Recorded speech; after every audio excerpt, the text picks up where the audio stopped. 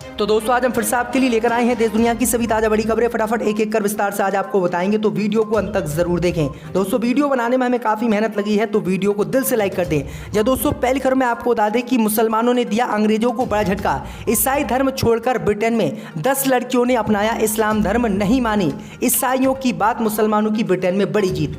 वहीं आपको बताएंगे दोस्तों की मदरसा ढाए जाने के बाद मुसलमानों के सामने झुके हेमंत बिस्व शर्मा, बोले असम के मुसलमान सच्चे देशभक्त, ओवैसी के बहकावे में नहीं आएंगे। वहीं आपको बताएंगे दोस्तों कि मेघालय में चुनाव से पहले भाजपा को लगा तगड़ा झटका। वरिष्ठ नेता और पूर्व मंत्री जॉन एंटोनियो ने बीजेपी से दिया इस्तीफा। वहीं आपको बताएंगे दोस्तों कि उत्तर प्रदेश में रणबीर कपूर की फिल्म ब्रह्मास्त्र का हिंदूवादी संगठनों ने विरोध करना किया शुरू। फिल्म देखने वाले लोगों का काला मुंह करने का किया ऐलान। वहीं आपको बताएंगे दोस्तों की भारत जोड़ो यात्रा की शुरुआत करते हुए कन्हैया कुमारी में आरएसएस बीजेपी पर बरसे राहुल गांधी, कहा तिरंगे पर हमला कर रहे हैं भाजपा आरएसएस।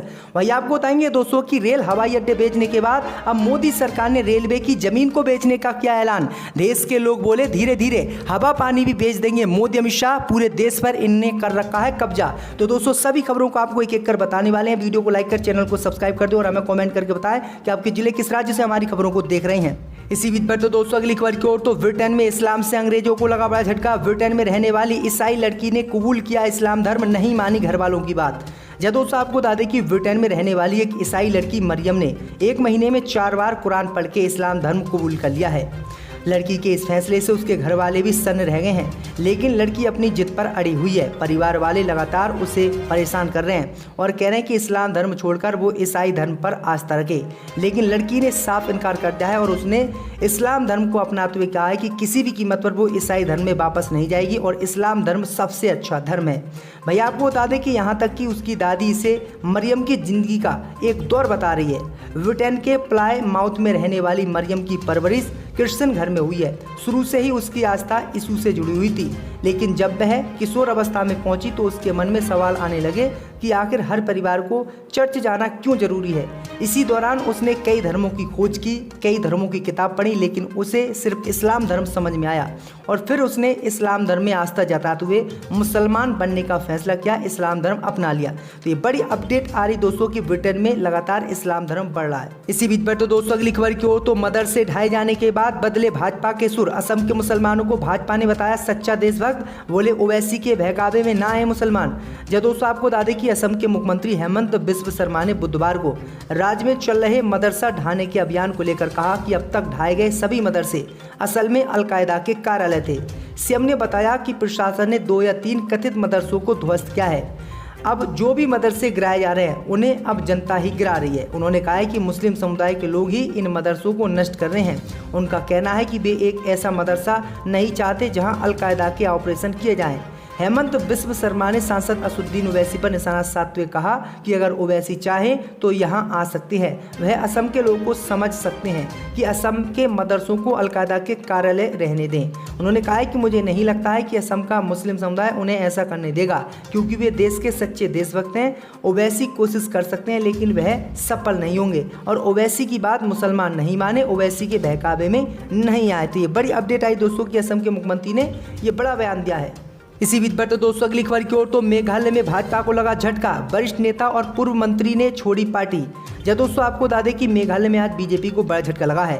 भारतीय जनता पार्टी के वरिष्ठ नेता एवं मेघालय के पूर्व मंत्री जॉन एंटोनियो ने बीजेपी पार्टी को छोड़ दिया है और उन्होंने आज इस्तीफा देते हुए कारण भी बताया है। दरअसल आपको बता दें कि इस्तीफा देते हुए बीजेपी पर गंभीर आरोप लगाते हुए उन्होंने पिछले 4.5 साल से एक बार भी बीजेपी द्वारा नहीं मिलने पर सवाल उठाए हैं। उन्होंने कहा है कि बीजेपी ने अभी तक मेरा कोई सम्मान प्रदेश में नहीं किया। मैंने भाजपा के लिए मेघालय में बहुत काम किया, इसलिए आज मुझे दुख हो रहा है और इसलिए ही मैं आज भाजपा को इस्तीफा दे रहा हूँ। तो ये बड़ी अपडेट आई दोस्तों कि मेघालय में भाजपा को ये बड़ा झटका आज लगा है। इसी बीच पर तो दोस्तों अगली खबर की ओर, तो उत्तर प्रदेश में हिंदूवादी संगठनों ने रणबीर कपूर की फिल्म ब्रह्मास्त्र का विरोध करना किया शुरू। जब दोस्तों आपको बता दें कि उत्तर प्रदेश में भी अब रणबीर कपूर और आलिया भट्ट की आने वाली फिल्म ब्रह्मास्त्र का विरोध शुरू हो गया है। एक न्यूज वेबसाइट के फेक स्क्रीनशॉट के वायरल होने के बाद आगरा में हिंदूवादी नेताओं ने मूवी का विरोध शुरू कर दिया है। शहर के राष्ट्रीय हिंदू परिषद का ऐलान है कि जो भी मूवी देखने जाएगा उसका मुंह काला किया जाएगा। इतना ही नहीं, हिंदूवादियों का आरोप है कि फिल्म के कलाकार व डायरेक्टर पूर्व में गलत बयान दे चुके हैं। तो ये बड़ी अपडेट आ रही दोस्तों कि बीजेपी सहित अब हिंदूवादी नेता लगातार रणबीर कपूर की फिल्म का विरोध कर रहे हैं। इसी बीच पर तो दोस्तों अगली खबर की ओर, तो रेल हवाई अड्डे बेचने के बाद अब मोदी सरकार ने रेलवे की जमीन बेचने का किया ऐलान। लोग बोले धीरे धीरे सब कुछ बेच देंगे मोदी अमित शाह। जब दोस्तों आपको बता दें कि जब से केंद्र में बीजेपी सरकार बनी है तब से लगातार सरकारी संपत्तियों, रेलवे सहित रेलवे स्टेशनों का मोदी सरकार निजीकरण कर रही है और अपने मित्रों को इन्हें बेच रही है। इस बीच खबर सामने निकल कर आई दोस्तों कि मोदी सरकार ने अब रेलवे की जमीन को बेचने का ऐलान किया है। दरअसल आपको बता दें कि मोदी सरकार ने अब रेलवे की जमीन को भी उपयोग में लाने के लिए नए प्रस्ताव को मंजूरी दी है। इस प्रस्ताव के तहत अब रेलवे की जमीन को 35 सालों के लिए लीज पर दिया जा सकेगा। इसके लिए बुधवार को केंद्रीय मंत्रिमंडल की बैठक हुई। बैठक में पीएम गति शक्ति ढांचे को लागू करने के लिए रेलवे की जमीन को लंबी अवधि के पट्टे पर देने की नीति को मंजूरी दी गई है। इसके तहत कार्गो टर्मिनलों की स्थापना के लिए 35 वर्षों की अवधि के लिए रेलवे की भूमि को बेचा जा सकता है। भाई आपको बता दें कि अडानी ग्रुप को मोदी सरकार ने सबसे पहले रेलवे की जमीन बेचने का ऐलान किया है। तो ये बड़ी अपडेट आ रही, जैसे ही देश के लोग को इस बात की जानकारी हुई तो देश में इसको लेकर विरोध भी शुरू हो गया है। लोग कहने लगे कि मोदी अमित शाह अगर देश पे राज करते रहेंगे तो ये देश की सब कुछ बेच देंगे, आने वाले समय में हवा पानी भी ये देश के बेच देंगे। तो ये बड़ी अपडेट आई दोस्तों कि रेल हवाई अड्डे बेचने के बाद अब मोदी सरकार ने रेलवे की जमीन भी बेचने का ऐलान कर दिया। इसी बीच पर तो दोस्तों अगली खबर की ओर, तो भारत जोड़ो यात्रा में कन्याकुमारी में बीजेपी पर गरजे राहुल गांधी। जब दोस्तों आपको बता दें कि राहुल गांधी भारत जोड़ो यात्रा में भाजपा और आरएसएस पर जमकर बरसे।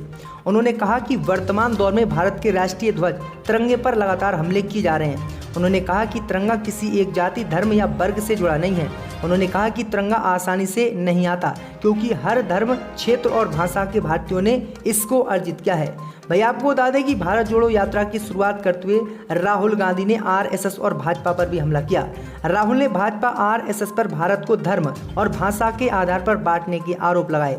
राहुल गांधी ने तमिलनाडु के कन्याकुमारी में भारत जोड़ो यात्रा का शुभारंभ किया। राहुल ने कहा कि आज भारत अपने सबसे खराब आर्थिक संकट का सामना कर रहा है। मुट्ठी भर बड़े व्यवसाय पूरे देश को नियंत्रित कर रहे हैं। पहले ईस्ट इंडिया कंपनी थी जिसने भारत पर हुकूमत की और आज 3 से 4 बड़ी कंपनियां हैं जो पूरे भारत को नियंत्रित कर रही हैं। तो ये बड़ी अपडेट आई दोस्तों कि राहुल गांधी ने बड़ा हमला मोदी सरकार पर बोला। इसी बीच पर तो दोस्तों अगली खबर की ओर, तो अखिलेश यादव से गठबंधन तोड़ना ओपी राजभर को पड़ा भारी, 35 नेताओं ने छोड़ी सुबह। जब दोस्तों आपको बता दें कि अखिलेश यादव से गठबंधन तोड़ना ओम प्रकाश राजभर को भारी पड़ गया। सोहेल देव भारतीय समाज पार्टी प्रमुख ओम प्रकाश राजभर को एक हफ्ते के अंदर दूसरा बड़ा झटका आज लगा है। दरअसल आपको बता दें कि ओम प्रकाश राजभर की पार्टी सुबह सपा से 45 और पद अधिकारियों ने एक हफ्ते के अंदर इस्तीफा दे दिया है। ओपी राजभर को छोड़ने वाले सुबह सभा के पूर्व उपाध्यक्ष महेंद्र राजभर के समर्थन में सभी ने इस्तीफा दिया है। मऊ के कोपागंज में आयोजित बैठक के दौरान कार्यकर्ताओं ने बड़ा फैसला लिया। सभी कार्यकर्ताओं ने सुबह सभा की टोपी भी आज उतार दी। भाई आपको बता दें कि ओपी राजभर को पिछले 1 महीने में कई झटके लग चुके हैं। पहले राष्ट्रीय प्रवक्ता शशि प्रताप सिंह ने कई पदाधिकारियों के साथ इस्तीफा दिया था। उन्होंने नया दल भी बना लिया था। इसके बाद ओपी राजभर के समधी लगने वाले पार्टी के उपाध्यक्ष महेंद्र राजभर ने पार्टी छोड़ दी और अब एक साथ 45 नेताओं ने इस्तीफा दिया है, जिसके बाद ओम प्रकाश राजभर को बड़ा झटका लगा है। बीजेपी से नजदीकी बढ़ाना इनको भारी पड़ गया और अखिलेश यादव से इन्हें गठबंधन तोड़ना भी महंगा पड़ गया। इसी बीच पर तो दोस्तों अगली खबर की ओर, तो भारत जोड़ो यात्रा में शामिल हुए कन्हैया कुमार। बोले भाजपा की रथ यात्रा सत्ता के लिए थी, कांग्रेस की सत्ता के लिए। जब दोस्तों आपको बता दें कि कांग्रेस नेता कन्हैया कुमार ने पार्टी की भारत जोड़ो यात्रा को लेकर बुधवार को दावा किया कि भारतीय जनता पार्टी के वरिष्ठ नेता लाल कृष्ण आडवाणी द्वारा 1990 में की गई रथ यात्रा सत्ता के लिए थी, लेकिन उनकी पार्टी की भारत जोड़ो यात्रा सत्य के लिए है।